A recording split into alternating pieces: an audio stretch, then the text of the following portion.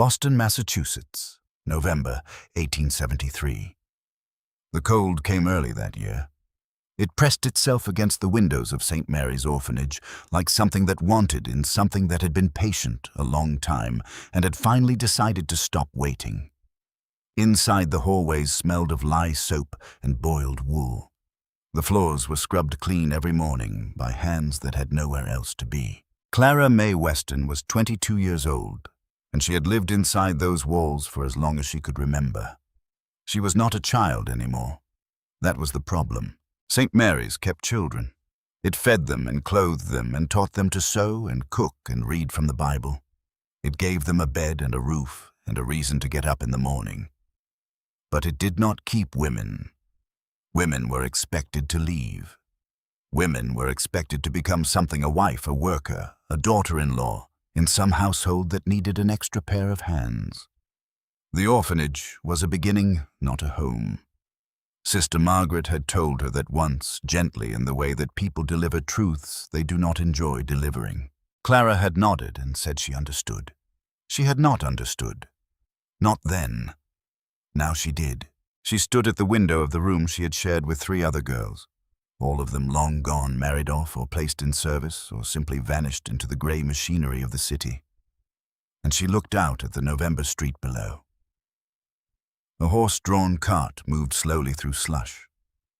A woman in a dark coat hurried past with her head down. A man stood on the corner selling newspapers, his voice carrying above the wind in short, sharp bursts. 3 choices had been laid before Clara in the past month. 3 doors, each one leading somewhere she did not want to go. The first was a widower named Harold Fitch, 58 years old, 2 grown children who did not visit him, a house in Charlestown that smelled, according to Sister Agnes, who had visited it, of pipe smoke and old meals. He wanted a housekeeper more than a wife. He had said as much without saying it, the way men of his type always did. He had looked at Clara across the parlor table with flat, appraising eyes and said he needed someone reliable, someone capable, someone who would not cause trouble. Clara had smiled and said nothing. The second was the Alderman textile mill on the south side of the city. 12 hours a day, 6 days a week, standing at a loom in a room full of noise and fiber dust.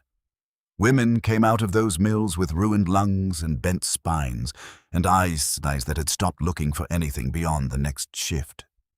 She had visited once years ago with a group from the orphanage. She had never forgotten the sound of it, the relentless mechanical thunder of it. The third was the street. Clara turned away from the window. On the small table beside her bed, the last piece of furniture in the room that still felt like hers, was a folded square of newspaper. She had torn it from the Boston Globe 3 weeks ago. She had read it so many times that the fold lines had gone soft, the paper beginning to separate along its creases like something worn out from use. She opened it one more time. The advertisement was small. 4 lines tucked between a notice for a lost spaniel and an announcement about a lecture on agricultural reform. No flourish to it. No promises of beauty or comfort or a better life waiting on the other side. Just 4 plain lines written by someone who did not believe in wasting words. Dana Ranch, Silver Fork, Montana Territory. Need a woman who means to stay. Hard work expected. Isolation certain. Write to Elias Dana, General Delivery, Silver Fork. That was all. No mention of money. No description of the man. No photograph enclosed. No promises. Clara had written back the same day she found it. She had told the truth. She always told the truth. It was one of the few things she owned outright. She told him she was 22, an orphan, that she knew how to cook and sew and manage a household on very little. She told him she was not afraid of hard work or silence. She told him she wanted a home, not a situation, not an arrangement. A home. The reply had come 10 days later. 1 paragraph. No embellishments. She is suitable. Train fare enclosed. Depart when ready. Winter comes fast in Montana. Inside the envelope, $50. More money than Clara had held in her hand at one time in her entire life. She had stared at it for a long time. Then she had started packing. She did not own much. a trunk that had belonged to the orphanage and had been given to her on the understanding it would not be returned. Inside it she placed her 2 dresses, her underclothes, her mending kit, her small Bible, a book of poems someone had left behind years ago, and a piece of iron her mending teacher had pressed into her palm the winter before she died. Mirabelle Hess had been a small woman with large hands and very direct eyes. She had come to St. Mary's when Clara was 9 years old, hired to teach the girls practical sewing. She had stayed for 7 years because, as she once said, the girls needed someone who would stay. She had taught Clara everything she knew about thread and tension and the geometry of fabric.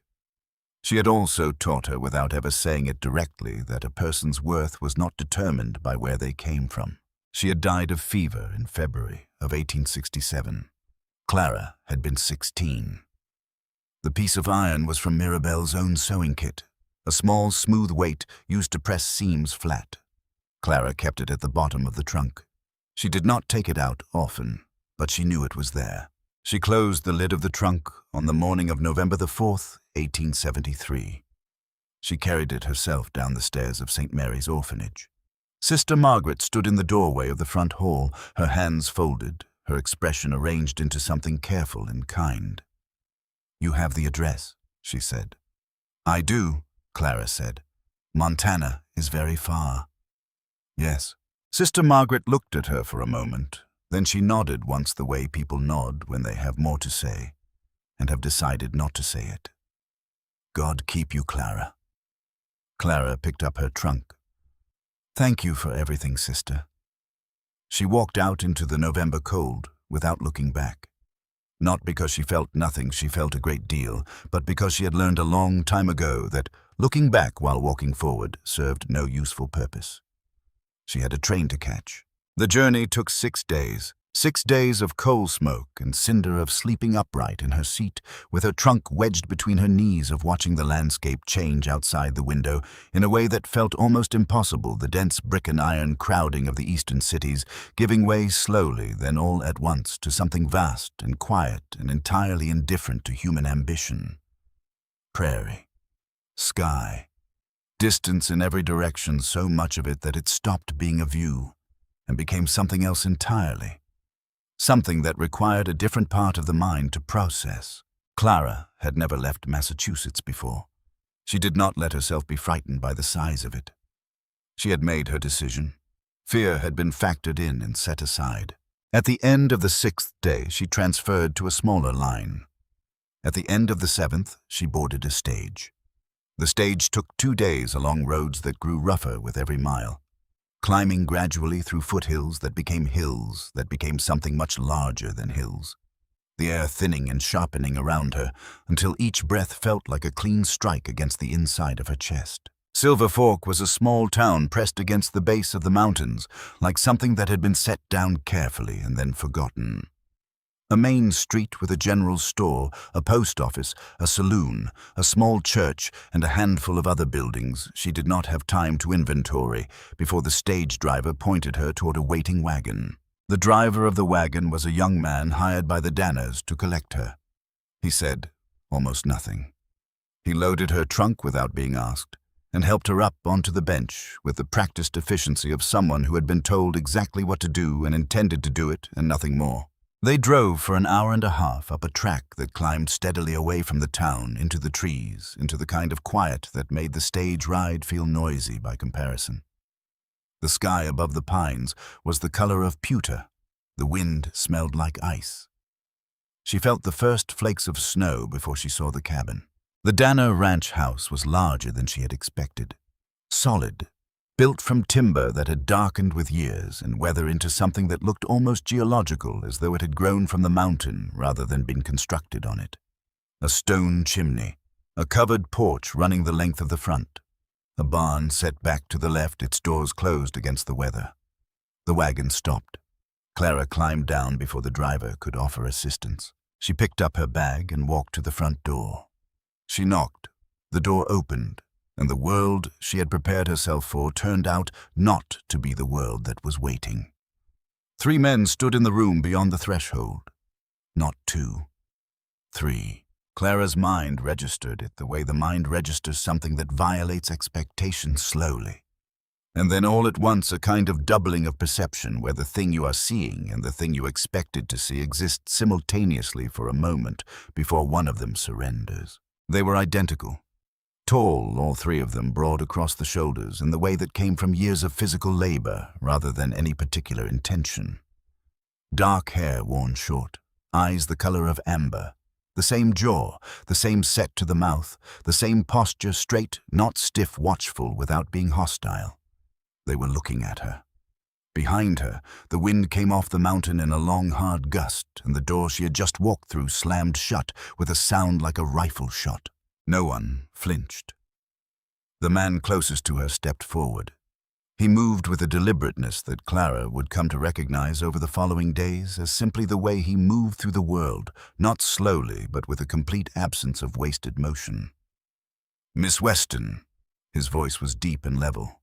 Not a question, a statement of recognition. "I'm Elias Danner." He turned slightly to his right. "My brothers, Conrad." A slight motion to his left. "August." The two who had been named inclined their heads. Neither spoke. The one called Conrad had the same expression as Elias, something carefully arranged and hard to read. The one called August was watching her with something slightly different in his eyes, not warmer exactly, but less guarded, as though he had already made some small assessment and found it satisfactory. Clara looked at Elias, then at Conrad, then at August, then back at Elias. "Brothers," she said. "Yes.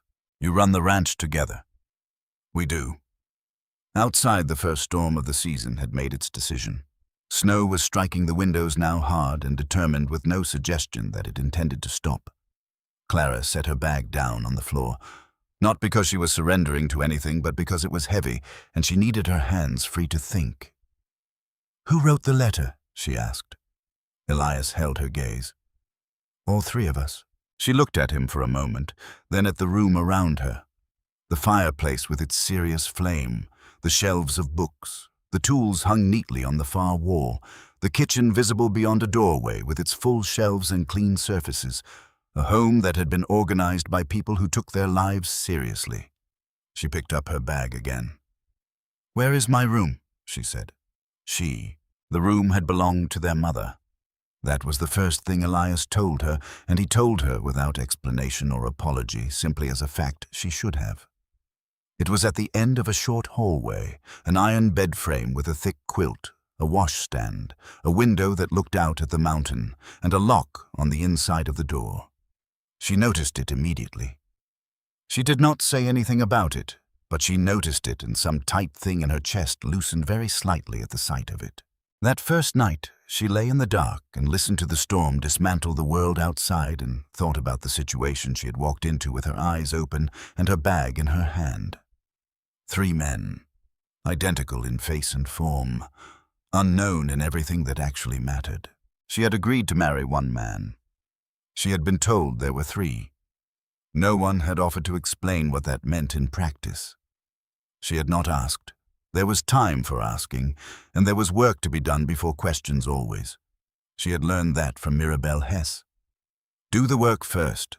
The answers come to the people who are busy enough to earn them. She locked the door. She slept. On the second morning, she woke before dawn and made breakfast without being asked.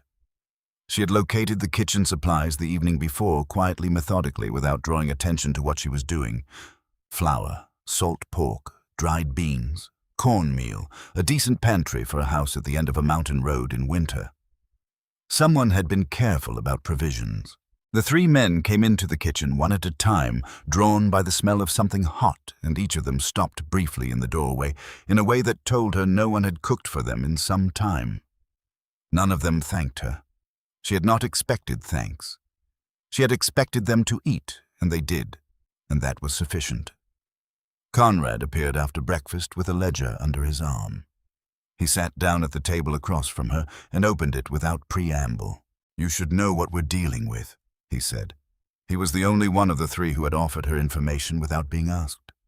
She noted that. She noted everything in those early days, filed it away in the careful, practiced way she had developed over 22 years of needing to understand her surroundings quickly and accurately. He walked her through the numbers without softening them. The cattle herd had been reduced by 2 brutal winters. A loan of $3,000 taken out to rebuild was due on the 1st of March. Current savings, $800. Expected spring cattle revenue if the remaining herd stayed healthy, another 1,000, perhaps 1,200. It was not enough. Clara looked at the numbers on the page. She said nothing for a moment. "Why are you showing me this?" she asked. Conrad looked up from the ledger. "Because you came here to be part of this household," he said, "not to be kept ignorant of it." She held his gaze. Most men would consider that a woman's problem. Most men, Conrad said evenly, are not operating a ranch on the edge of insolvency. He closed the ledger. "You have a right to know what you've walked into." She had appreciated that. Not the information itself which was troubling, but the act of offering it. She had spent her whole life in situations where information was withheld from her under the assumption that she could not handle it or did not need it. She had never found that assumption kind, regardless of the intention behind it. On the 3rd night, she woke at 2 a.m. to the sound of the front door opening. She lay still and listened. Boots on the floor. A coat being hung. Then the back door, the one that led to the yard, and the barn opening and closing. She got up, put on her coat over her nightclothes, pulled on her boots. Outside, the temperature had dropped to something that made the air feel solid. The snow from the first storm had settled into a hard crust that crunched under her feet. The barn door was open a crack, warm yellow light leaking out into the dark. She went in.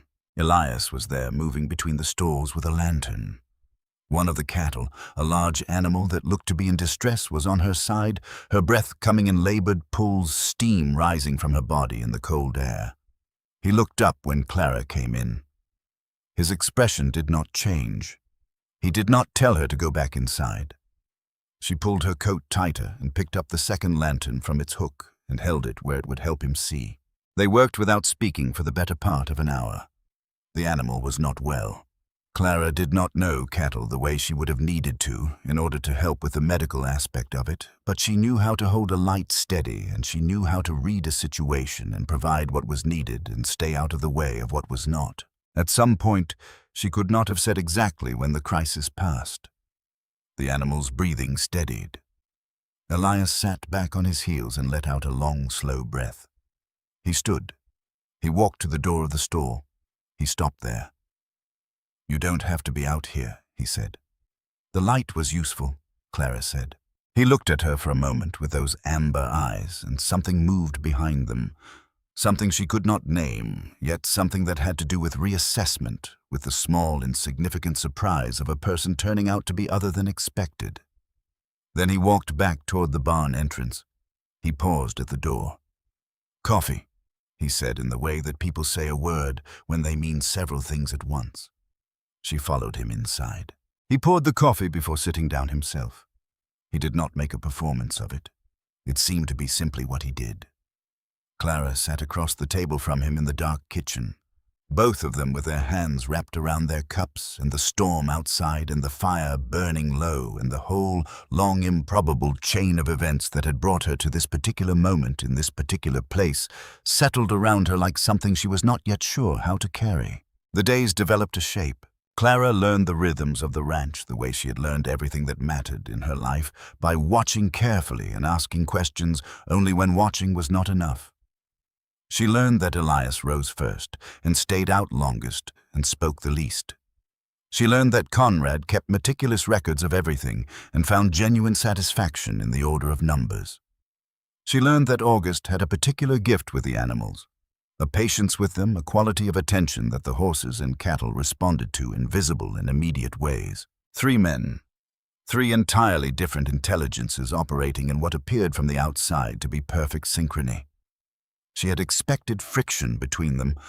Brothers living in close quarters, sharing a business, sharing a decision. She had expected the compressed tensions of that arrangement to show themselves eventually. They did not. Or rather, they showed themselves only in the subtle negotiations of daily life, the way the table was set and the chores were divided and the minor disagreements resolved through the kind of look or gesture that develops between people who have known each other since before language. On the 15th night, Clara lay in the dark for a moment before reaching down and turning the key in the lock. Not because she had made any decision, not because she had resolved any of the questions that still sat unanswered in the back of her mind, but because the lock felt in that moment like a statement she no longer needed to make. She turned it, left it unlocked, and slept. She did not know that August had noticed the lock was not turned the following morning when he brought the trough water past her door. She did not know that he said nothing to his brothers about it. She discovered this later, much later. By then she understood that August noticed a great many things and elected to keep most of them to himself, not from secrecy, but from a particular variety of respect, the kind that understands that some things belong to the person they happen to, and offering them back uninvited is a kind of theft. The morning of the 16th day, she found a tin cup of tea sitting on the floor outside her door. Still warm, no note, no explanation. She picked it up, she drank it, she went to work. On the afternoon of the 18th day, a man came up the mountain road in a coat that did not belong in Montana. It was the kind of coat made for a city well-cut heavy wool with a collar that folded down in a way that suggested its owner thought a great deal about the impression he made. The horse beneath him was too fine for the terrain and picking its way through the snow with the nervous precision of an animal that had not been bred for this. Victor Holt was 52 years old and had the face of a man who had spent his career learning to look reasonable while doing unreasonable things. He was not large, but he occupied space in the particular way of men who had discovered early that authority was largely a matter of presentation. He dismounted at the front of the house and came to the door and knocked with the confidence of someone who did not expect to be turned away. Elias opened the door. Clara was at the kitchen table with a mending basket. August was in the back room. Conrad had heard the horse and was already moving toward the front of the house with the quiet alertness of a man whose accounting work had taught him that surprise arrivals rarely contained good news. Holt stepped inside without being invited. "Mr. Danner," he said, addressing Elias. Then he looked past him at the room at Clara. His gaze rested on her a moment longer than it needed to. "I didn't realize you had company." "State your business," Elias said. Holt smiled. It was a functional smile, the kind deployed to manage situations rather than express feeling. He reached into his coat and produced a folded document. "I've purchased the note on this property," he said, "from the First Territorial Bank. The transaction was finalized last week." He held the document out. Elias did not take it immediately, and Holt set it on the table by the door. $3,000, due March 1st, as previously agreed. Conrad stepped forward, took the document, began reading it with the focused attention of a man who knew that documents like this contained important things in small print. Holt continued as though Conrad were not reading at all. "I've also filed an application with the Territorial Land Office," he said, "for mineral rights on the northern section of your property. That land has never been formally registered by your family beyond the original homestead claim which expired under the revised territorial statutes of 1869. He paused. "I've had a surveyor out there. There's silver in that ridge." The room was very quiet. Clara kept her eyes on Holt. He was watching Elias with the expression of a man who had delivered this kind of news before and had learned exactly where to look in order to gauge the damage. Elias said nothing.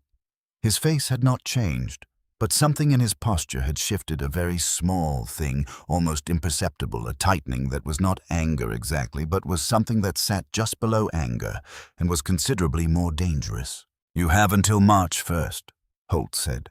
He picked up his gloves from where he had placed them on the entry table. He turned toward the door. Then he stopped, and he looked at Clara one more time, and the look was not hostile, and not kind, and not anything that could be called decent. "I'd be happy to discuss the mineral rights separately," he said to the room in general, "once the financial situation resolves itself one way or another." He left. The door closed behind him. No one moved for a moment. Then Conrad set the document on the table and said quietly, "He bought the note to get access to the land. The debt's the mechanism. The land is the objective." "How long has he been planning this?" August asked. He was in the doorway of the back room. His voice was low and even, but his eyes were doing something Clara had not seen them do before. "Long enough to have the survey done before he made his move," Conrad said. Clara looked at the three of them. She did not say anything yet. She was thinking. She was thinking about what she had seen and what she had heard and what was already taking shape in the back of her mind, something that had not arrived as a plan yet, not quite, but was moving in that direction.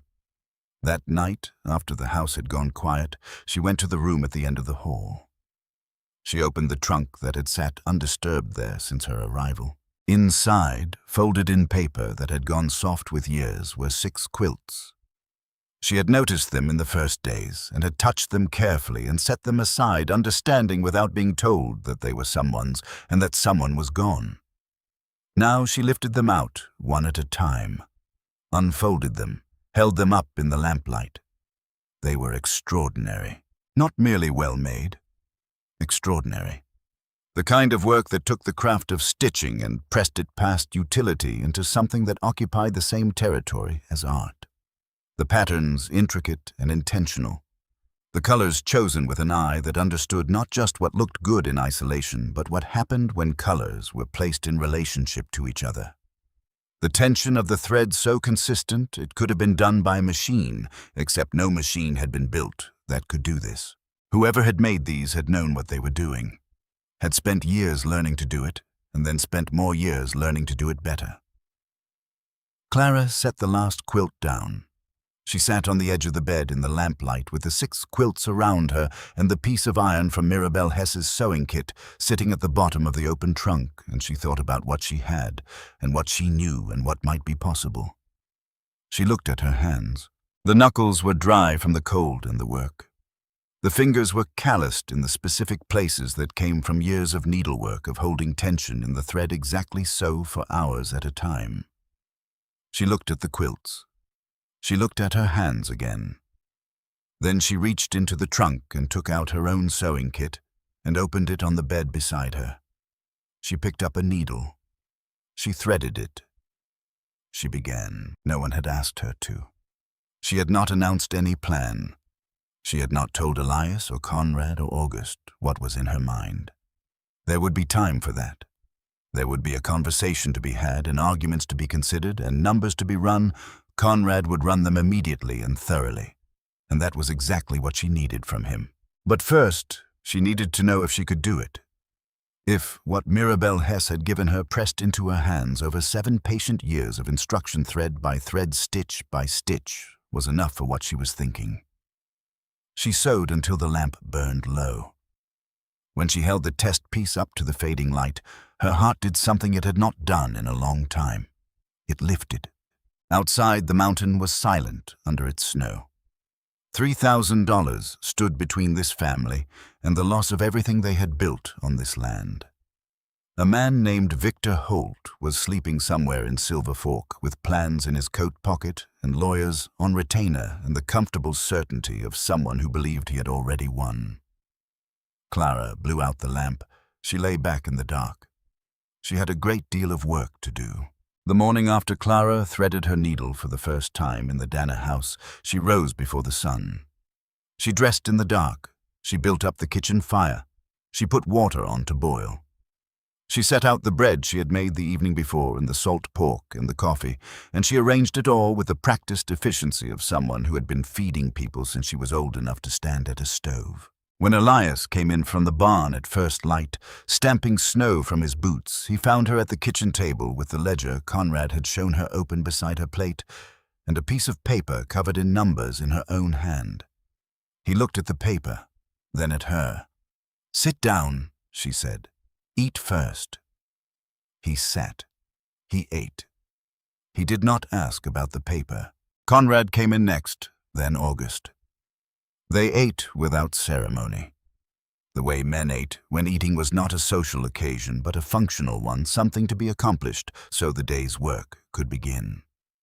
When the plates were cleared, Clara set her piece of paper in the center of the table. "I need you to listen to me," she said. All three of them looked at her. It was the first time she had opened a conversation with any kind of statement that carried weight, and they registered it the way people register a change in the quality of light, not dramatically, but with a shift in attention. "I can make 9 quilts," she said, "in approximately 28 days, working long hours. The quilts in the room at the end of the hall, your mother's quilts, are exceptional work. I have seen that quality of piece sell in the right market for between $150 and $250 each." She looked at Conrad specifically. 9 quilts at an average of $200 is $1,800. That is not enough, but your mother's technique properly presented to the right buyers in Helena could bring more, significantly more. I believe the ceiling could be $350 per piece, possibly higher for the best work. She let the numbers sit on the table for a moment. 9 pieces at $315 average, she said. That is $2,835. With your current savings of $800, that is $3,635. Enough to pay the note and have margin remaining. Conrad was already reaching for the paper. He studied her numbers. His expression was the controlled, evaluating expression of a man checking a calculation he hoped was correct. "You've accounted for the travel to Helena," he said. 4 days each way conservatively. Weather dependent. We would need to leave no later than the 24th of February to arrive with adequate time before March 1st. "That gives you 23 working days," Conrad said. 24 if I start today." August had not looked at the paper. He was looking at Clara. His expression was the quiet, attending one she had come to recognize as his particular form of concentration. "You said long hours," he said. "Yes." "How long?" 14 to 16 hours a day." The table was quiet for a moment. Elias had not spoken yet. He was sitting with his coffee cup in both hands, his eyes on the middle distance, doing the thing she had observed him do when he was thinking, not visibly thinking, not showing any of the machinery of it, just arriving at the place where a decision needed to be made. He set down his coffee cup. He looked at Conrad. Conrad said, "The math is sound. The execution is the variable." "Then we remove the variables we can control," Elias said. He looked at August, then back at Clara. "We handle everything else. You sew." Clara nodded once. "I need good light. I need the fire kept up in that room, and I need someone to check on me when I'm working late, not to interrupt, just to make sure the lamp doesn't burn out." August said quietly, "I can do that." She looked at him. Something in the simplicity of his offer. Not a question, not a condition, just a statement of willingness settled something inside her that she had not known was unsettled. "Then we start today," she said. She started that morning, and she did not stop. The rhythm she established in those first days was austere and total. She rose with the house. She ate what was put in front of her. She helped with morning chores for 1 hour. She had insisted on that over Elias's quiet objections because she would not be kept entirely apart from the work of the household, like something fragile, and then she went to the room at the end of the hall and she sewed. She sewed until the light failed.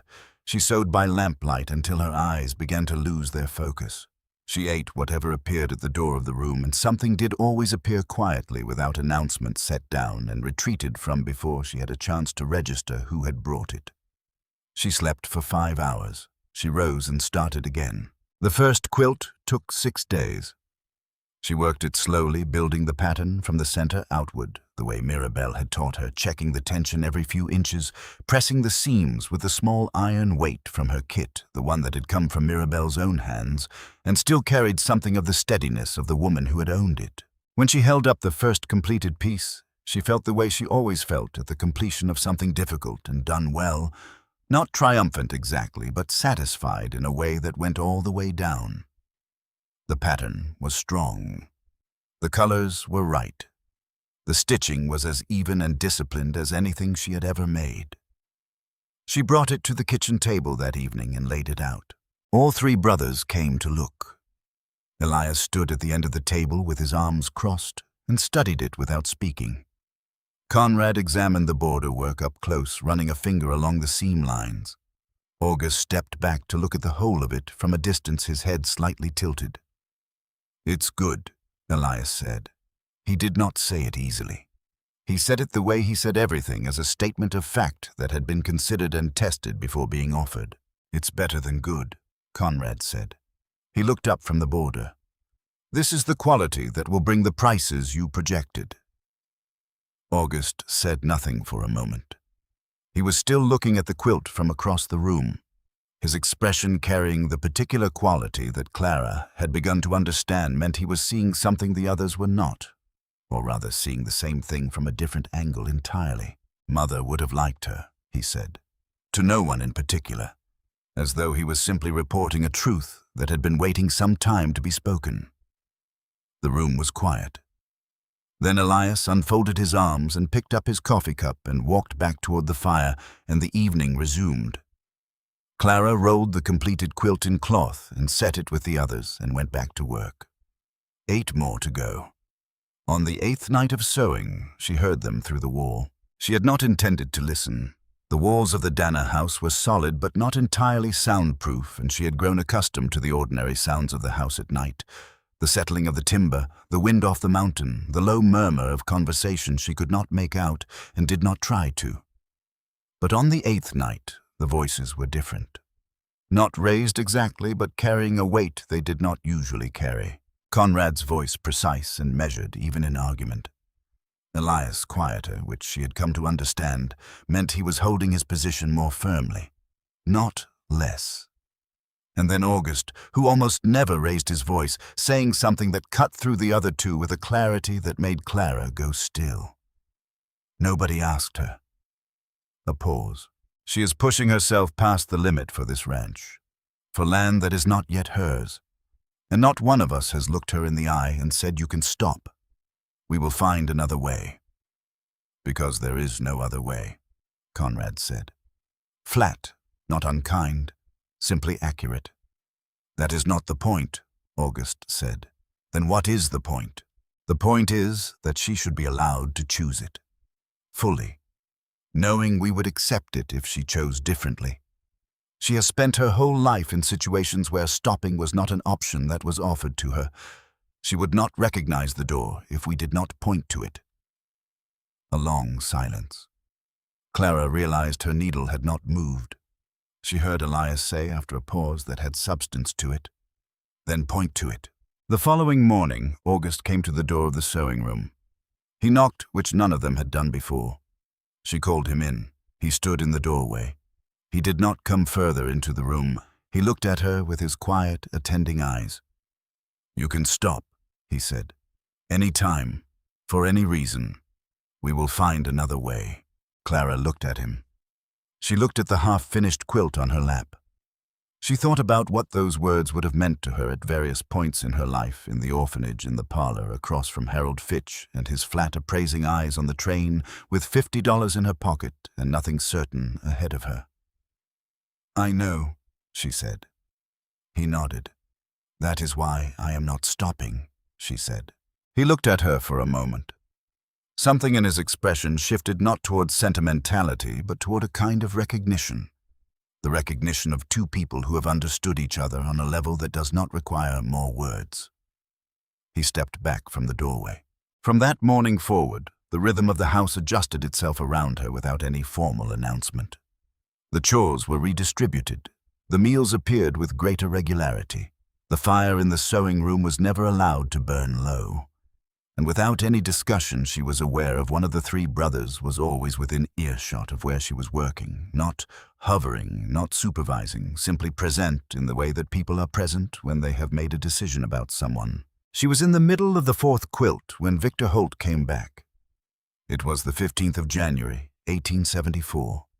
Clara knew the date because she kept a small calendar on the windowsill of the sewing room each day, marked off with a single line.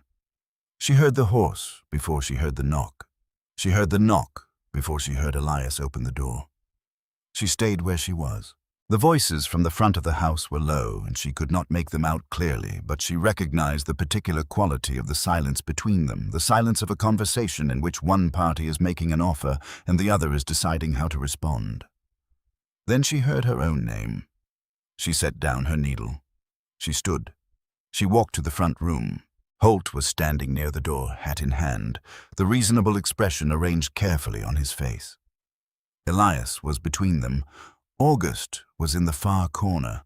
Conrad had gone to check the north pasture fencing that morning, but had come in through the back, his boots still carrying snow, and was standing in the kitchen doorway. Holt looked at her when she appeared. "Miss Weston," he said, "I was hoping for a private word." "Anything you have to say to me," Clara said, "you can say in front of the Danner brothers." Holt considered this.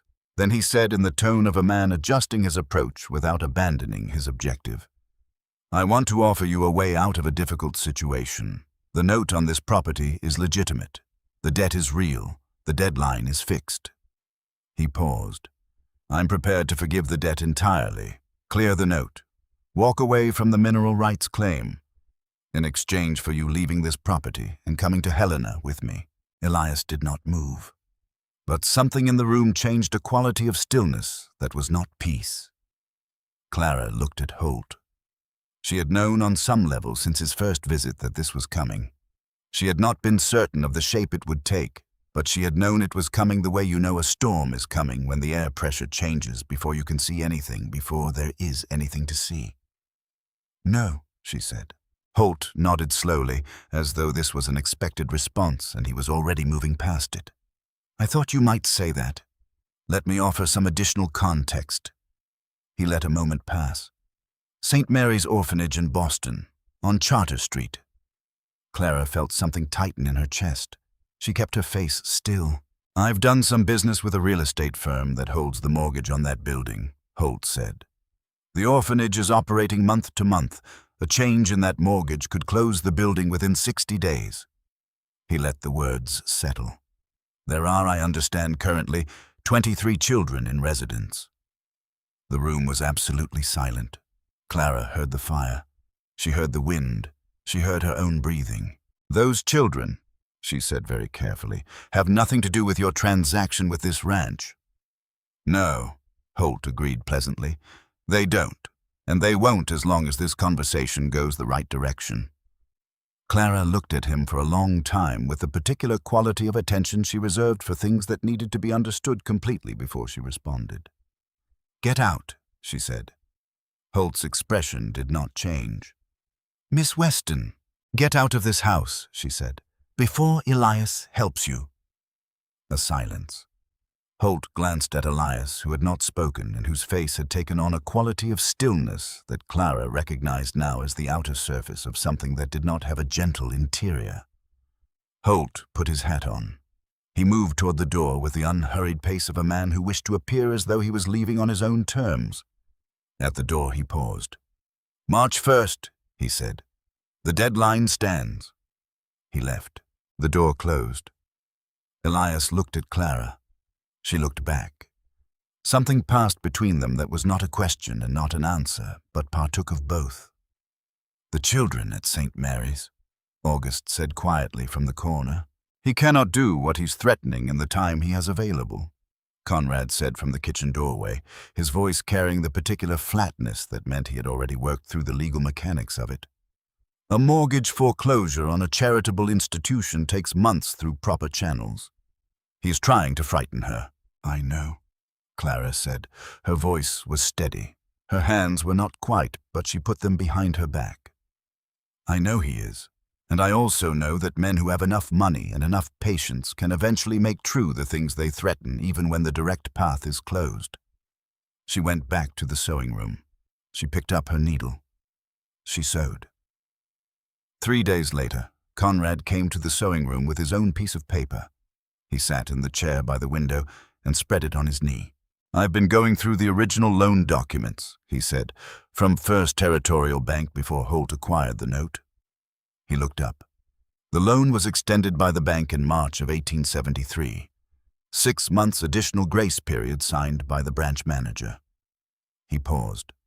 That extension is not reflected in the note Holt presented. The terms he is operating under predate the extension agreement. Clara's needles stopped. He concealed the extension, she said. He purchased the note legitimately, but the version he acquired, or the version he is presenting, does not include the extension. Whether the extension documentation was lost, suppressed, or never transferred is something I cannot determine from what I have here. Conrad folded the paper.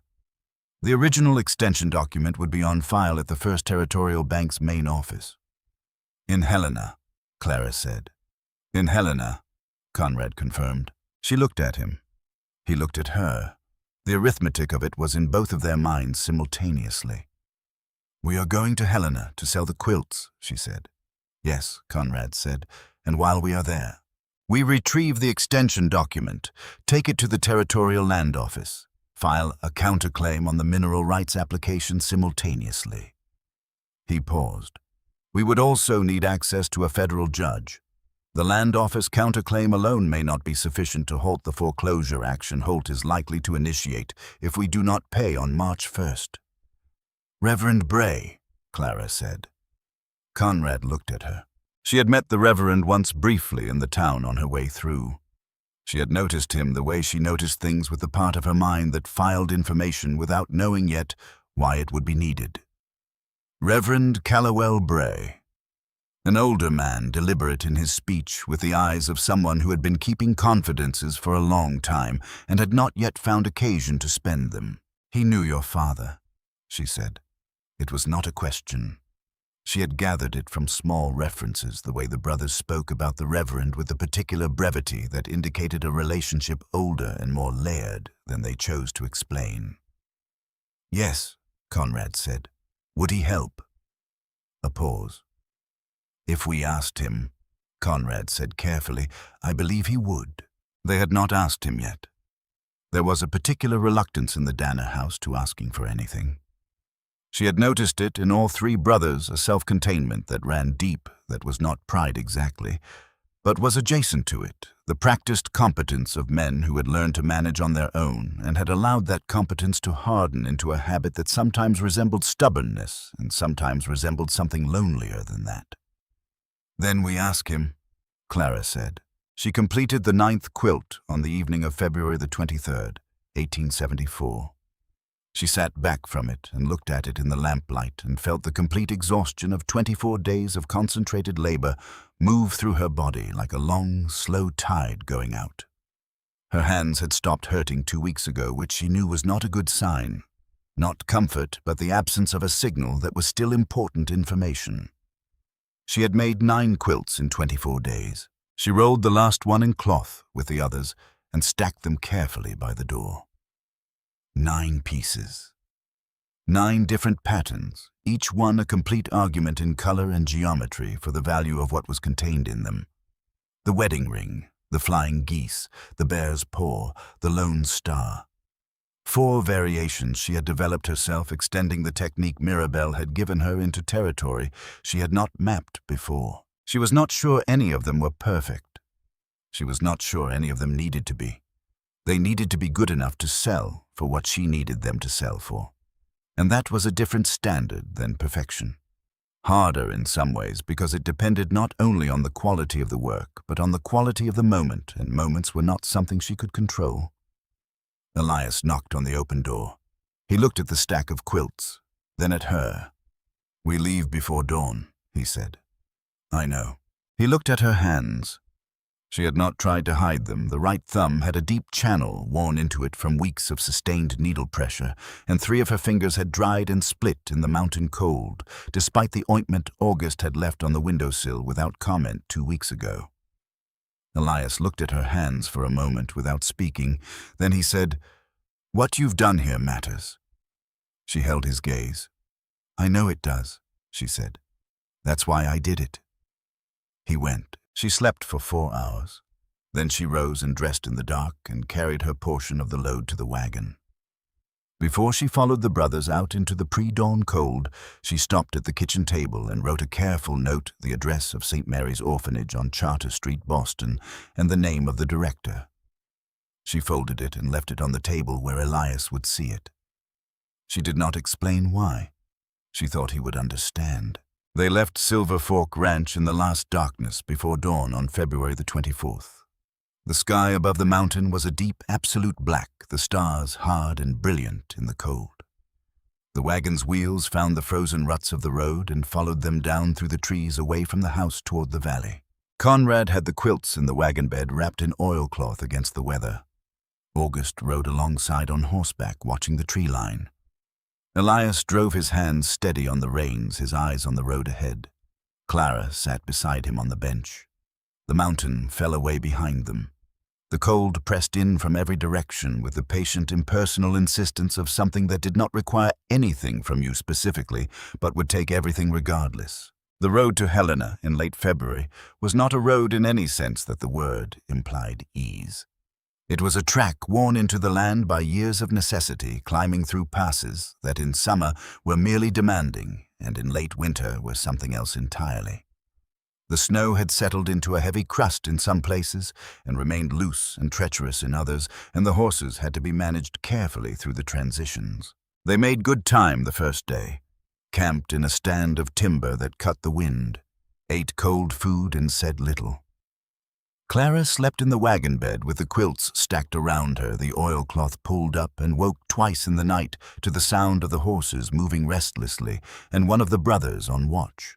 The second day the road climbed into a pass that had drifted badly in recent weather. They spent 3 hours digging before the wagon could get through, all 4 of them working Clara with a shovel she had taken without asking, while August was on the other side of the wagon doing the same. Nobody suggested she should stop. Nobody suggested she should wait in the wagon. She had stopped being the kind of person people suggested things like that to sometime in the previous 24 days, and she was not certain exactly when the transition had occurred, but she was glad of it. The second night, a rear wheel cracked in the cold. It did not fail entirely. It cracked a sound that carried its own warning in the dark, a sharp compression report that made everyone go still and listen. Elias took the lantern and went under the wagon and looked at it for a long time. Then he came out and began working. Clara climbed down and took the lantern from him and held it at the angle he needed without being asked. She had learned the angle in the barn on the night with the sick animal. This was the same geometry applied to a different problem. He worked in the cold for 2.5 hours. She held the light for 2.5 hours. Her arms ached by the end of it. The cold went from something she could manage to something she was enduring, and then to something she was simply inside of, the way you are inside of weather. When he finished, he stood and looked at her, holding the lamp in the dark at 20 degrees below any comfortable temperature. "You should have been in the wagon," he said. "The light needed to be here," she said. He looked at her.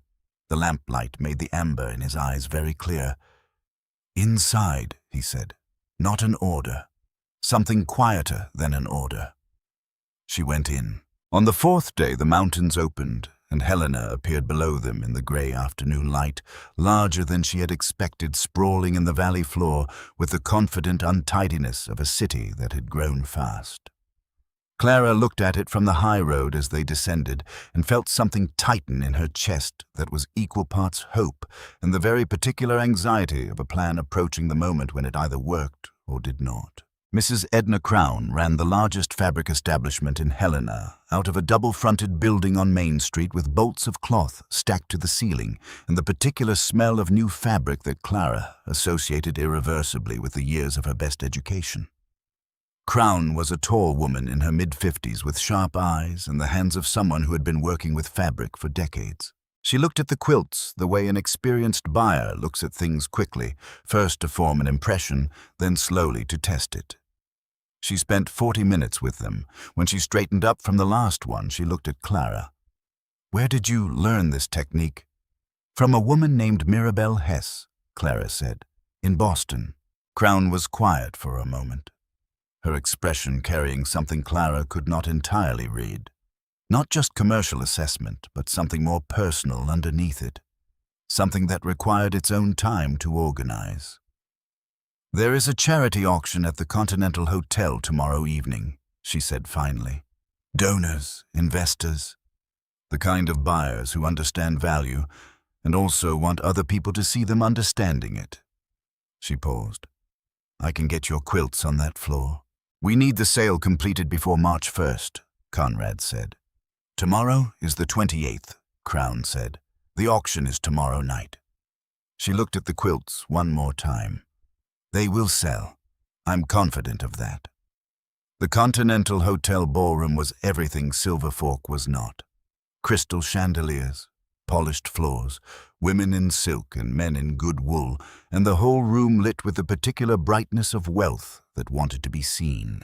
Clara wore her second-best dress, which was her best dress because she had only brought two. She stood to the side of the room while Crown arranged the quilts for display and watched the room fill up and kept her breathing steady and her hands still, and did not allow herself to calculate again what she needed the numbers to be, because she had calculated it enough times that she could not make the arithmetic change by repeating it. The auction began. The first quilt went up. The opening bid was $50. Clara felt the floor move under her in a way that had nothing to do with the floor. Then a woman in green silk near the front raised her program. She had the posture of someone who had learned early that hesitation was a form of weakness. 100, she said. A man across the room. 125. The woman in green. 175. Another voice. 200. The numbers moved. The way numbers moved in rooms, where people had decided they wanted something not linearly, but in lurches, each bid not just a price, but a statement, an assertion of taste and means, and the particular human desire to have the thing that someone else also wanted. The first quilt sold for $240. Clara put her hand against the wall behind her. The second sold for $210. The third for $260. The pattern of it became clear by the fourth. The room had decided these were worth having, and that decision once made was self-reinforcing. The eighth quilt, the flying geese which she had considered the best of her own original work, opened at $150 and climbed to $310 before the gavel came down. The ninth quilt was the wedding ring. The auctioneer lifted it. The room went quiet in the particular way that rooms went quiet when something had caught collective attention in a way that surprised them. The bidding opened at $150. It reached $200 before the third bid, $300 before the fifth, then a long pause, while two bidders regarded each other across the room with the polite, ruthless calculation of people who both wanted the same thing and were deciding how much that wanting was worth. 400, 450, 500, the gavel. Clara stood against the wall and confirmed the number she had already been running, and the total was $2,840. She closed her eyes for exactly 3 seconds. Then Conrad was beside her, and his voice had something in it she had not heard before, not quite emotion, but the controlled outer edge of it. "We have enough," he said. "I know," she said. "Clara." He waited until she opened her eyes and looked at him. "There is a problem." She looked at him. "I received a telegram this afternoon while you were with Crown," he said. "Holt has filed a motion with the Silver Fork magistrate. A technical foreclosure notice citing a provision in the Territorial Mortgage Code that allows a creditor to accelerate a payment deadline if the debtor is found to have departed the property during the loan period." He paused. "Under his interpretation of the provision, the payment deadline has been moved to tomorrow morning. And because the ranch is under the foreclosure motion, any payment we attempt to make is technically in dispute until a judge rules on whether the acceleration is valid." The ballroom glittered around them. People were moving through the room with the satisfied energy of an event concluded well. Clara stood very still. $2,840 in her hand, unusable until morning. And somewhere in Helena, a federal judge she had never spoken to would need to read documents she had not yet obtained from a bank that might not open until 8 in the morning and rule on a legal motion she had only just learned existed before Victor Holt walked into a courtroom and took everything. She looked at Conrad. "We need Reverend Bray," she said. "I know," Conrad said. "I am going to find him now."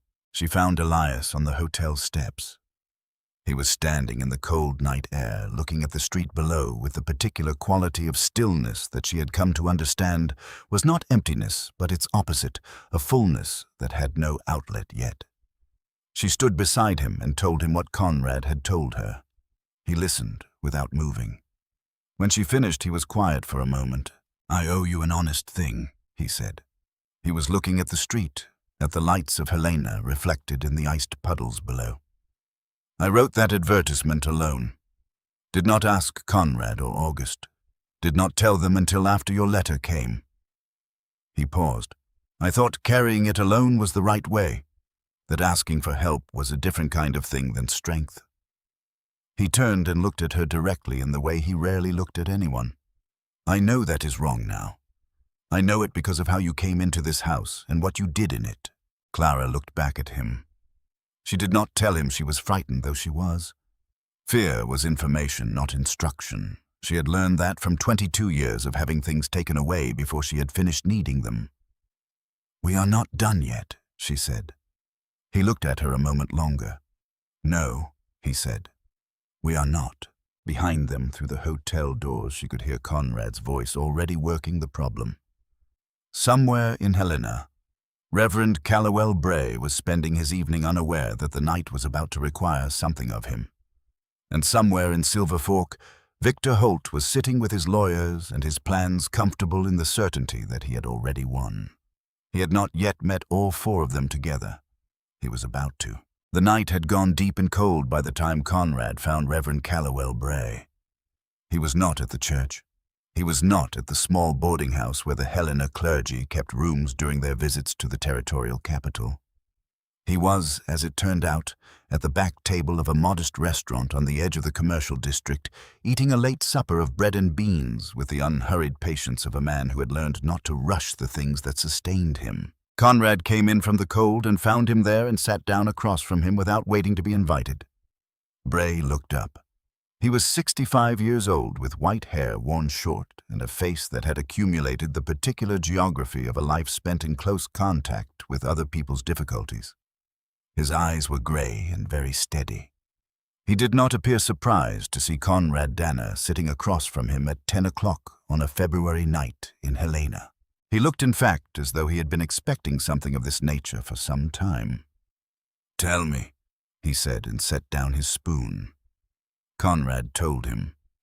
He told it the way he did everything completely in order without embellishment. The note, Holt's acquisition of it, the concealed extension, the mineral rights application, the quilts, Helena, the acceleration motion, the federal judge they needed before morning. Bray listened without interrupting. When Conrad finished, the old man was quiet for a moment, looking at the table in front of him with the expression of someone sorting through a long-held inventory. "Your father sent me something," Bray said. "He said it the way people say things they have been waiting to say for the right moment and have not been certain the moment would come. 3 years ago, before he passed." He reached into the inner pocket of his coat, a gesture so practiced it suggested the document had been there a long time, carried against his chest through seasons and miles, and the daily weight of an old man's keeping. "Edmund told me his sons would need this when they were ready to ask for help and had stopped trying to manage without it." He placed the document on the table. Conrad looked at it. A single folded page, the paper slightly worn at the edges from years of proximity to a human body. He opened it carefully. It was the extension agreement, the original, signed by the branch manager of First Territorial Bank in March of 1873, witnessed by 2 additional signatories. The 6-month grace period documented in full with the bank's seal pressed into the lower right corner. Conrad looked at it for a long time. Then he looked at Bray. He knew Holt would come. "He knew someone like Holt would come," Bray said. "He did not know the name. He knew the shape of it. Your father was a careful man." A pause. "He was also a man who understood his sons very well. He knew you would wait until the last possible moment before asking anyone for anything." Conrad folded the document, held it with both hands. "There is a federal judge," he said. "Judge Harwick Fenn," Bray said. "I know him. We have served on the same territorial education committee for 4 years. He picked up his spoon again, unhurried. "I know where he is tonight, and I know he will see me because I have never asked him for anything before, and he will understand that this is not a small matter." He took a measured bite. "Finish your errand, Conrad. Be at the First Territorial Bank when it opens at 8 in the morning. Get the file copy of the extension as secondary documentation, then bring your family to the land office at 9. I will have Judge Fenn there." Conrad stood. "Reverend," he said. Bray waved one hand, slightly dismissing the thanks before it could be offered. "Your father was a good man who built something worth keeping," he said. "Go." Conrad went. Clara was awake when he returned to the hotel. She was sitting in the small common room off the lobby with her hands in her lap and her back straight in the posture of someone who had decided that the most useful thing she could do in this moment was remain calm and be ready. August was beside her. Elias was at the window. Conrad sat down and laid the extension document on the table between them. No one spoke for a moment. Then Clara reached out and placed her hand flat on the paper, not picking it up, just touching it. The way you touch something you need to confirm is real. "He kept it," Elias said. He was still at the window. His voice had something in it that Clara had not heard before, something that came from a place deeper than the management of daily difficulty, from wherever it was that men like Elias Dana kept the things they did not allow themselves to say in ordinary time. "He knew we'd need it," August said quietly. "He knew we would wait too long before asking," Conrad said. Elias turned from the window. His face had the stillness it always had, but underneath it, very close to the surface, was something that the stillness was working harder than usual to contain. He looked at Clara. She looked back at him and did not say anything because there was nothing to say that would improve on the silence, and she had learned by now that Elias Dana heard the things she did not say as clearly as the things she did. "Try to sleep," Conrad said. "We need to be at the bank at 8. They slept, some of them better than others. Clara lay in the dark of her hotel room and listened to the sounds of Helena at night and thought about the morning. She thought about what she was going to say and how she was going to say it. She had made a decision sometime in the previous hours that she was not entirely certain she had consciously made, but that she recognized as made when she examined it. It was not Elias's decision, and it was not Conrad's, and though Conrad would tell it more precisely and Elias would tell it with a kind of contained authority that commanded rooms, neither of those things was what tomorrow needed. Tomorrow needed truth told plainly by the person who had the most of it. That was her. She closed her eyes. She slept. The First Territorial Bank opened at 8. They were on the steps at 5 minutes before. The clerk who assisted them was young and somewhat overwhelmed by the specificity of Conrad's request. But the file existed and was intact, and by 8:45 they had a certified copy of the extension agreement in Conrad's leather document case alongside the original Bray had carried for 3 years. 2 documents saying the same true thing. They walked to the land office at 9. Judge Harwick Fenn was already there. He was a compact man in his early 60s with the bearing of someone who had spent decades in rooms where his word was final and had managed not to be ruined by it. He sat behind the land office administrator's desk as though he had been placed there by reasonable agreement rather than any exercise of authority. Reverend Bray stood to his left. Holt was already there too. He was standing near the window with a younger man who had the look of a Helena attorney, well-dressed, carrying a leather case with the expression of someone who had been retained to handle a matter he considered uncomplicated. When Holt saw them come in, something moved behind his eyes, not alarm, but the quick recalibration of a man who had expected a more ragged opposition. He looked at Clara last, as he always did. She met his gaze and held it, and did not give him the satisfaction of looking away first. Judge Fenn looked at the room over his reading glasses. "Sit down, everyone." Holt's attorney moved immediately to speak. Fenn raised one hand without looking at him. "I'll hear from Miss Weston first," he said. Clara stepped forward. She did not sit. She stood in front of the judge's desk with her hands at her sides, and she looked at him directly, and she began. She told it plainly. She had learned growing up in an institution run by people who made decisions about other people's lives on the basis of documentation and procedure. That plainness was the only language that administrative authority reliably understood. Sentiment moved people sometimes. Evidence moved systems. She told him about the original loan, the terms as agreed, the bank's extension in March of 1873. She told him about Holt's acquisition of the note and the version of that note he had presented to the Danner brothers, which did not reflect the extension. She told him about the mineral rights application filed on land that was and had always been Danner property, using a territorial statute that Holt's attorneys had identified specifically because the northern section had never been registered beyond the original homestead claim, an administrative gap, not an abandonment. She told him about the acceleration motion. She told him about the timing of it filed the day the Danners left Silver Fork for Helena, a trip Holt had known they would need to make in order to generate the funds to pay him. She told him that the motion was not a good-faith legal instrument, but a mechanism designed to create a situation in which the Danners could not pay even if they had the money in hand, which they did. She reached into her coat and placed the bank draft on the desk. $2,840 converted that morning. Alongside it, Conrad placed both copies of the extension agreement. "The debt is real," she said. "The Danner family owes $3,000, and they intend to pay it in full. The additional $860 will be available as soon as the foreclosure motion is vacated and the funds can be properly tendered." She paused. "What is not real is Victor Holt's claim that this payment is overdue, or that the acceleration is valid, or that he has any legitimate standing to file a mineral rights claim on land he has never owned." She stepped back.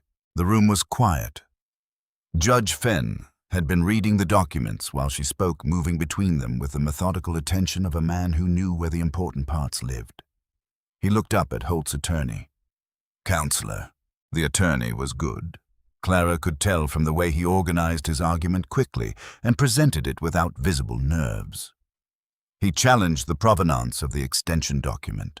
He argued that the acceleration clause was a standard provision of the note as acquired. He suggested the extension, if authentic, should have been filed with the Territorial Recorder's Office, and its absence from that record raised questions about validity. Conrad spoke next briefly, addressing each point with the precision of someone who had been preparing for this conversation since the moment he first read the acceleration motion. He was not a lawyer. He was something more useful in this moment, a man who understood documents and the difference between what a piece of paper said and what it meant. Then Bray spoke. He spoke quietly, in the measured cadence of a man who had no case to make and no argument to win, only a fact to offer. He had received the extension document from Edmund Danner in March of 1873. Edmund Danner had told him it was the original signed by the branch manager in his presence. He had kept it in his possession since that date. He could speak to its provenance as directly as any document he had ever handled. He then reached into his coat a second time. He produced a small photograph worn at the edges. The image faded but legible. Two women standing before a house in what appeared to be summer, one of them with her arm linked through the others, both of them looking at whoever held the camera with expressions that suggested they had no patience for the amount of time it was taking. "Edmund showed me this photograph when he gave me the document," Bray said. He looked at Clara. "He told me if the person who saves my son's ranch turns out to have known Harriet, I want them to have this." He paused. "I did not know until tonight when Conrad told me about Miss Weston and how she came to know quilting that Edmund's instinct would prove correct." He placed the photograph on the judge's desk and then looked at Clara steadily. "The woman on the left is Harriet Voss, Edmund Danner's wife. The woman on the right is Mirabelle Hess, Denver, 1855. They were close friends before circumstance separated them. Miss Weston learned her craft from Mirabelle Hess. She carried Harriet Voss's technique back to the Danner ranch without either of them knowing it." The room was entirely still. Clara stood in the middle of it and felt something shift inside her that had no clean name, something between recognition and grief and a deep, unsteady gratitude. She had carried Mirabelle's hands all the way from Boston. And Mirabelle's hands had been in some way she could not have known and could not have planned, connected to this place, to this family, to the trunk at the end of the hall with its 6 extraordinary quilts folded in paper that had gone soft with years. She had not come here by accident. She was not sure she believed in accidents anymore. Fenn looked at Holt. Holt had not spoken through any of it. He had remained near the window, the reasonable expression in place. But something had changed in him, a compression of the certainty he had arrived with, as though the room had become incrementally smaller around him with each document produced and each word spoken. "Mr. Holt," Fenn said, "you acquired a loan note. You are entitled to repayment of that note under the original agreed terms. Those terms include the extension negotiated between the original lender and the Danner family in March of 1873, which predates your acquisition of the note and therefore transfers with it." He picked up the extension document. "The debt is $3,000. The Danner family is prepared to pay it in full. The acceleration motion is without legal basis and is vacated." He set the paper down. "The mineral rights application is denied on the basis that the land in question is encumbered by an active homestead claim and the applicant lacks standing, while a financial dispute with the property owner remains unresolved." He looked at Holt steadily. "I am also directing the Territorial Marshal's office to open an inquiry into the circumstances under which the extension agreement was omitted from the version of the note you presented to the borrowers." He looked at Holt's attorney. "Your client is free to go." Holt's attorney was already gathering papers. Holt himself stood for a moment without moving. He looked at the judge. He looked at Conrad. He looked at Clara. She looked back at him. She did not feel triumph. She felt the completion of something, the satisfaction of a seam finished correctly, the knot tied off so it would hold. Holt put on his hat. He walked to the door. He did not say anything on the way out, which she thought was probably the most honest thing he had done since his first visit to Silver Fork Ranch. The door closed. No one in the room moved for a moment. Then August, who had been standing against the back wall since the proceedings began, let out a long, slow breath that had been held for some portion of the previous hour. Conrad was already organizing the documents with the focused efficiency of a man who found genuine comfort in restoring order to things that had been disordered.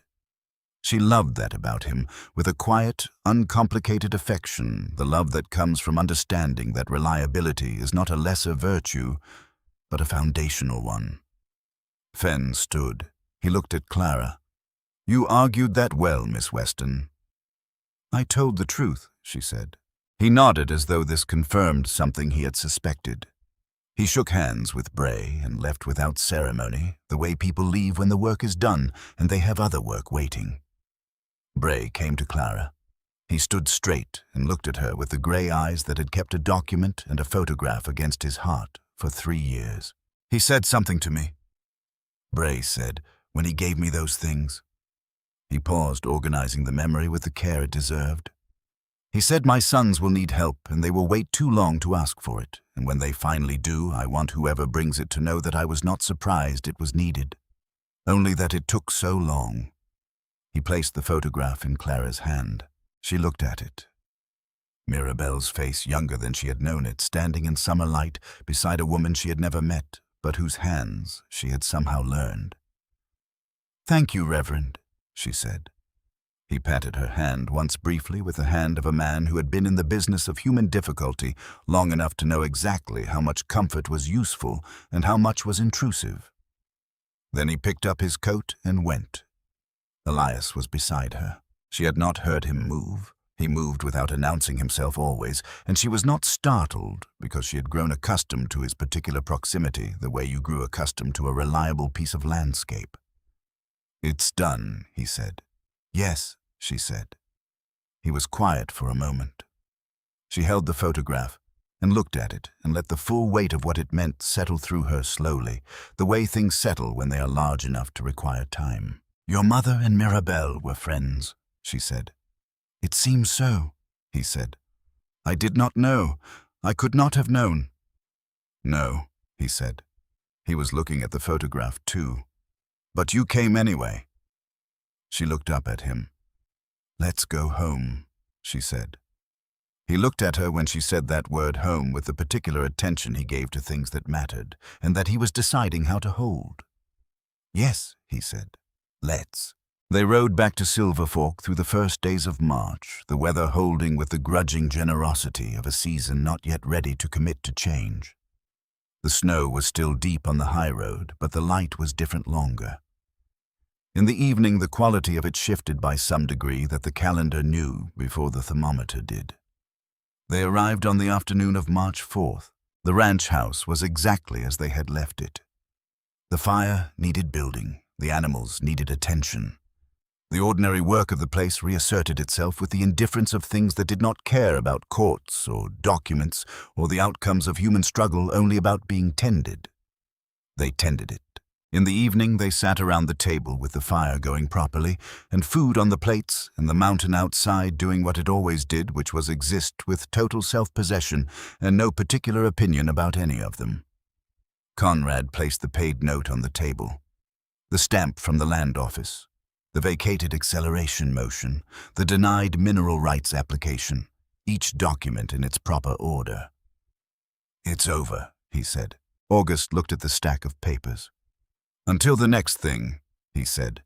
Not grimly, simply accurately. "Until the next thing," Elias agreed. Clara looked at the three of them. At Conrad, who had trusted her with the truth of the numbers from the second day.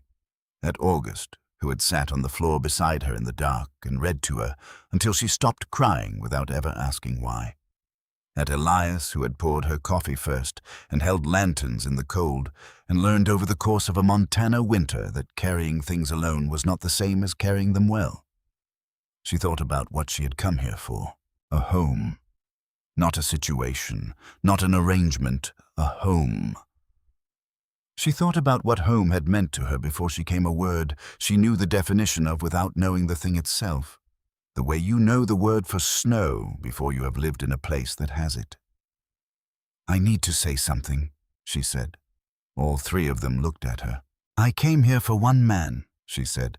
"That was what I answered the advertisement for. It is not what I found. And I am not sorry for any part of what I found." She paused. "But I need you to understand what you are asking of me, and I need to understand what I am agreeing to, and I need that understanding to be spoken plainly between all of us. Not assumed, not left in the dark." Elias said, "What do you want to know?" "I want to know what you need from me," she said. "And I want to tell you what I need from you. And I want there to be no part of this that anyone has to pretend about afterward." Conrad looked at Elias. Elias looked at August. August looked at Clara. "That seems right to us," August said. They talked for a long time. It was not a simple conversation, and it was not the theoretical one she had half expected. It was messier than that, and more real the way all conversations are when they are about things that actually matter. Conrad asked careful questions. August said short things that landed with the weight that longer statements would not have carried. Elias was quiet for most of it, and then said the things that turned out to be the things that most needed saying. He said, "We have no right to ask you to give your life to something you did not choose fully." She said, "I am choosing it.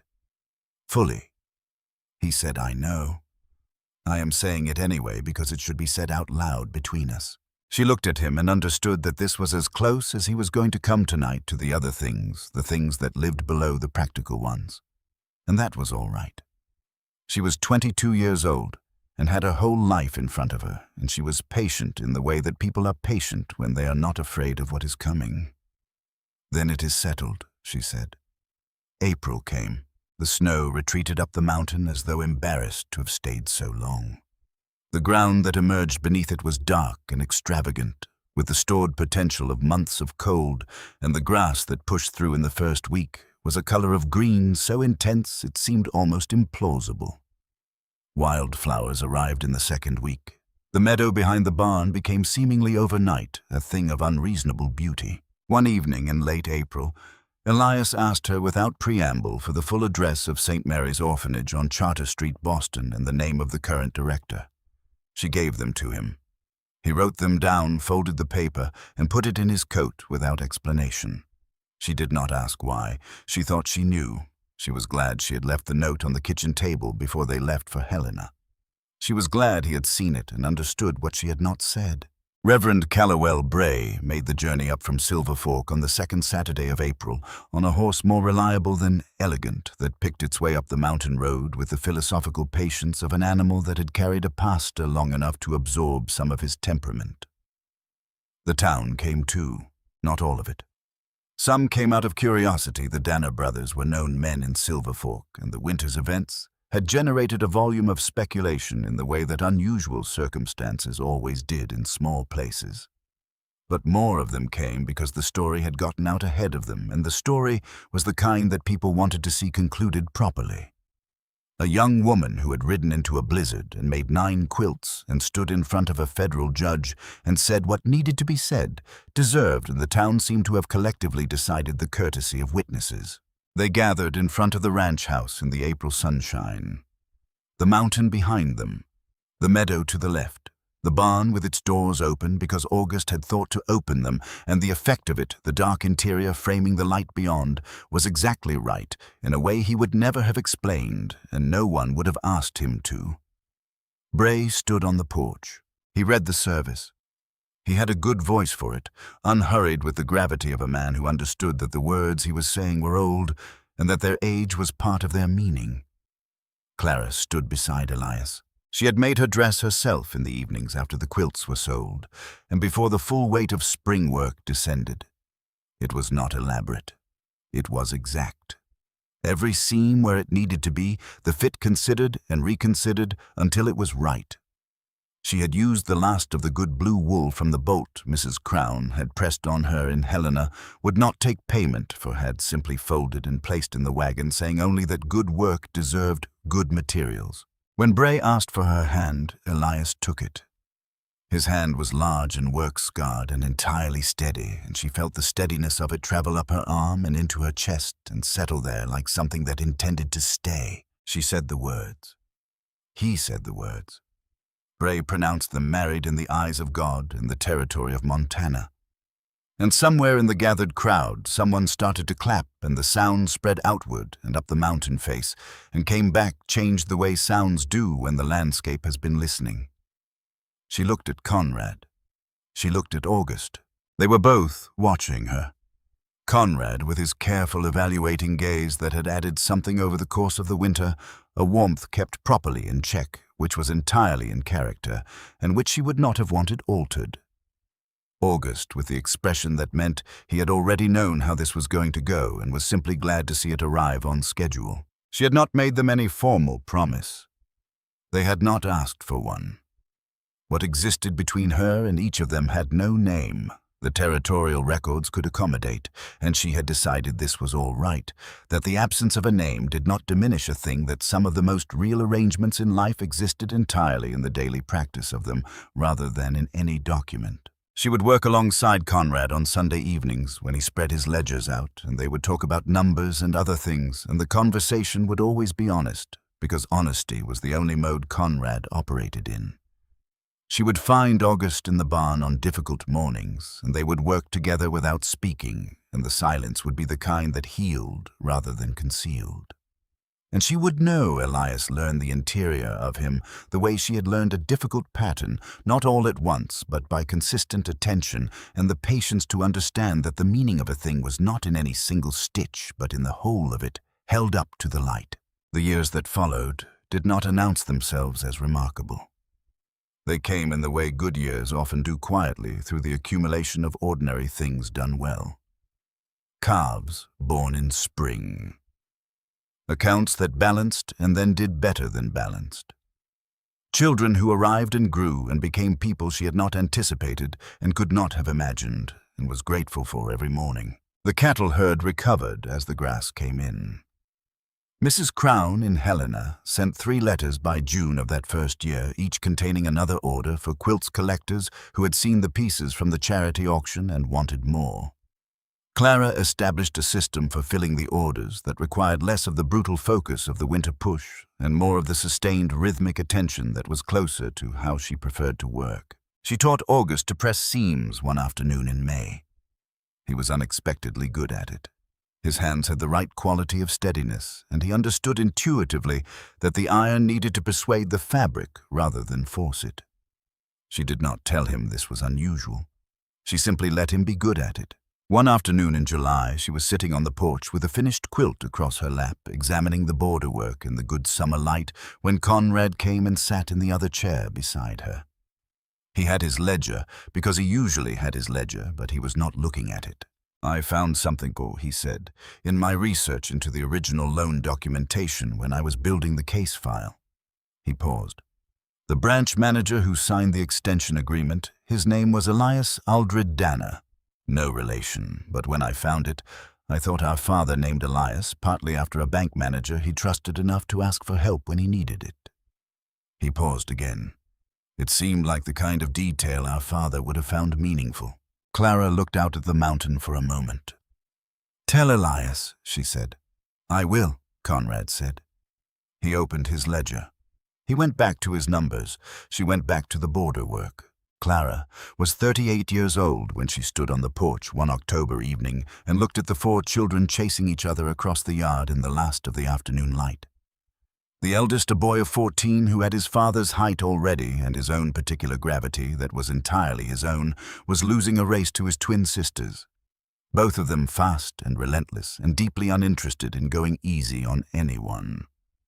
The youngest, a boy of 9, had given up on the race and was sitting beside August in the grass, watching a hawk circling above the ridge with the focused, patient attention of someone who found the world endlessly interesting. Elias came out and stood behind her. She felt his presence before she heard him. She always did. "Elias," she said without turning around. "Clara," he said. He came to stand beside her. They looked at the yard together, at the children, at the mountain beyond. "Conrad tells me," she said, "that you have been negotiating for the Henderson parcel to the north." "We have first right of purchase," he said, "if we want it." "Do you want it?" He considered genuinely the way he considered everything. "The northern pasture would double our summer grazing. The water rights are good. The access road needs work, but that is a season of effort, not a permanent problem." He paused. "Yes, I want it." "Then we should buy it," she said. He looked at her. "You are already thinking about how to fund it." "I am always thinking about how to fund things," she said. "It is one of my more reliable qualities." Something moved in his face. The thing that was not quite amusement, but sat close enough to it that she had long since stopped trying to name the distinction. She heard footsteps behind them, and Conrad came out and stood to her other side, and a moment later, August appeared in the doorway with 2 of the children pulling at his coat, and the ordinary, complicated business of the evening began to organize itself around them all. A rider came up the road to the ranch on a morning in November of that same year. A young man on a good horse, with a letter from a Helena attorney addressed to Clara May Danner, formerly Weston of Silver Fork Ranch, Montana Territory. Inside was a formal notice. St. Mary's Orphanage on Charter Street in Boston, Massachusetts, had received an anonymous endowment sufficient to purchase its building outright and fund its operations for the next 15 years. The attorney who had arranged the transaction wished to remain unnamed. The director of St. Mary's, a woman named Sister Constance, had attached a personal note to the legal document. It said only, "Whoever you are, the children thank you." Clara stood in the kitchen with the letter in her hand for a long time. She knew who had done it. She had not asked anyone to, but she had left a note on the kitchen table with an address and a name, and Elias had written them down and put them in his coat without explanation, and that had been enough. She folded the letter. She put it in the drawer of the kitchen table where she kept the things that mattered. Then she went to find Elias. He was splitting wood behind the barn. The axe came down in the long, efficient arc she had watched hundreds of times, and the log divided cleanly, and he set up the next one without pausing. She stood and watched him for a moment. He looked up, saw her face, set down the axe. She held out the letter. He took it, he read it again. He looked at her. His face was doing what it always did, keeping the interior organized and out of view. But she knew him well enough now to read what was underneath, and what was underneath was something that had no name either, but was as close to tenderness as a man like Elias Danner came on a Tuesday morning in November. "Someone had to," he said. She looked at him. "You could have told me. You would have argued about the expense." "I would have," she agreed, "and I would have been wrong." He handed the letter back. He picked up the axe. She stood there a moment longer. The mountain above them was already wearing its winter. The sky was the color she had come to think of as the particular blue of Silver Fork in November, a blue that did not exist anywhere else in her experience, that she would not have believed in if she had not stood under it long enough to learn it. She had stood at a window once in Boston, looking out at a November street, and the world had been closing in from every side, and the choices before her had been the kind that were not really choices. She was not that woman anymore. Or rather, she was still that woman in the way that you are always the accumulation of every person you have been. She was the woman who had held a lantern in the cold and pressed seams flat with an iron that had come from someone else's hands, and stood in front of a federal judge and told the truth, and found in the telling of it that the truth was more than sufficient. She was the woman who had come looking for a home, and had found instead the thing itself. She put the letter in her coat pocket. She went to find the children. The youngest was still in the field with Auguste. The hawk long gone, both of them lying on their backs in the dry November grass, looking up at the sky with the comfortable silence of people who did not require a reason to be where they were. Clara sat down beside them. Auguste looked at her sideways. He did not ask about the letter. He had likely already formed his own accurate assessment of what it contained and did not need the words confirmed. The boy looked at her with his father's eyes, amber steady, already developing the quality of attention that would serve him well his whole life, and said, "What are you looking at, Ma?" She looked up at the sky. The blue of it, the depth of it, the mountain at the edge of her vision, white and patient and entirely indifferent to everything that was not the long, slow business of enduring. "Everything," she said. He seemed to find this satisfactory. He went back to looking at the sky. Clara lay back in the dry grass beside her son, and the quietest of the three men who had built this place and kept it and refused to let it be taken, and she looked up at the Montana sky in November and felt something settle through her that had been a long time finding its proper level. She had answered 4 lines in a newspaper. She had packed a trunk and boarded a train and ridden into a blizzard and found 3 identical men who did not know yet that they needed her as much as she needed them.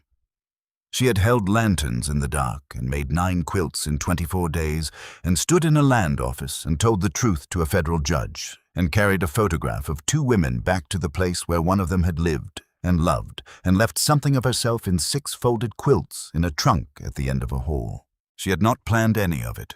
She had only decided each time a decision was required to keep going. That was all.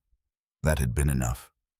Elias came out of the woodshed eventually and found them there, all 3 of them, in the dry November grass, and he stood looking at the scene with the particular expression he wore when he was deciding whether something was worth the disruption of words. He decided it was not. He sat down on Clara's other side. After a moment, Conrad appeared at the edge of the field. He had been checking the account books, as he did every Tuesday, but he had seen them from the window and come out, and he stood for a moment looking at the 4 of them in the grass. Then he sat down too. The 5 of them lay in the dry November grass under the Montana sky and looked up at the blue of it together.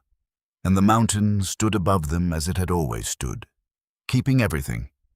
The mountain keeps the cold and the distance and the long patience of stone, and somewhere above the ridge, a hawk was circling on a thermal, and the youngest child of the Danner family pointed at it without a word, and everyone looked. The afternoon moved through its remaining light. The hawk rode the thermal higher. The mountain held its ground.